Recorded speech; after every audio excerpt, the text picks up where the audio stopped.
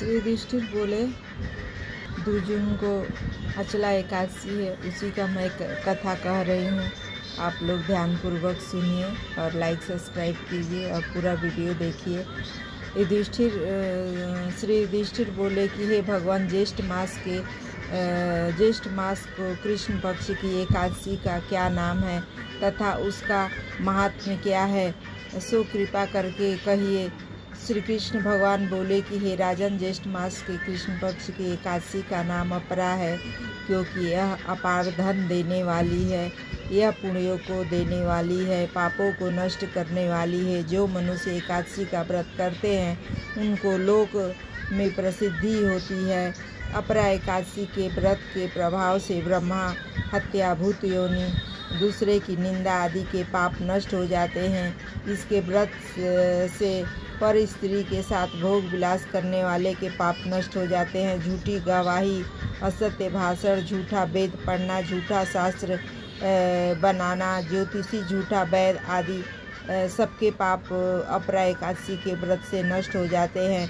क्षत्रिय युद्ध क्षेत्र में भाग जाए तो वे नरक को जाते हैं, परंतु अपरा एकादशी को व्रत करने से उन्हें स्वर्ग की प्राप्ति होती। जो शिष्य गुरु से विद्या ग्रहण करते हैं परंतु बाद में उनकी निंदा करते हैं तो वह अवश्य ही नरक में जाते हैं। वह भी अपरा एकादशी का व्रत से स्वर्ग को चले जाते हैं।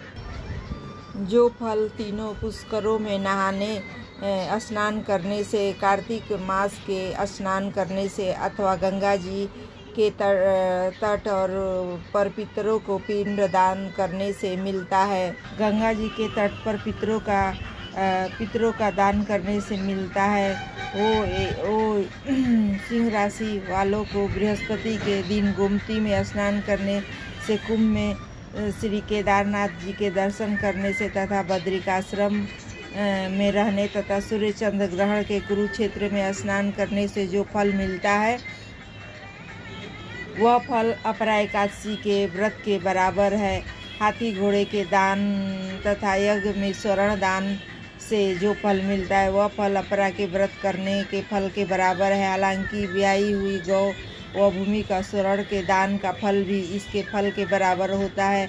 यह व्रत पाप रूपी वृक्षों के काटने को कुल्हाड़ी के समान, यह अपरा का व्रत पाप रूपी अंधकार के लिए सूर्य के समान। अंततः मनुष्य को एकादशी का व्रत अवश्य करना चाहिए। यह व्रत सब व्रतों में श्रेष्ठ है। अपरा एकादशी के दिन भक्ति पूर्वक विष्णु भगवान का पूजन करना चाहिए। इससे अंत में विष्णु पद की प्राप्ति होती है। हे राजन, मैंने यह अपरा एकादशी की कथा कह दी है।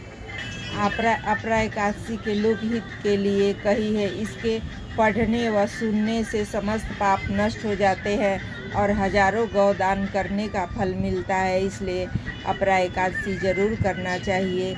सभी एकादशियों में बड़ी एकादशी है। जय श्री कृष्ण, राधे राधे। आप लोग भी अपरा एकादशी का कथा सुनिए और 1000 गौदान का फल प्राप्त करिए।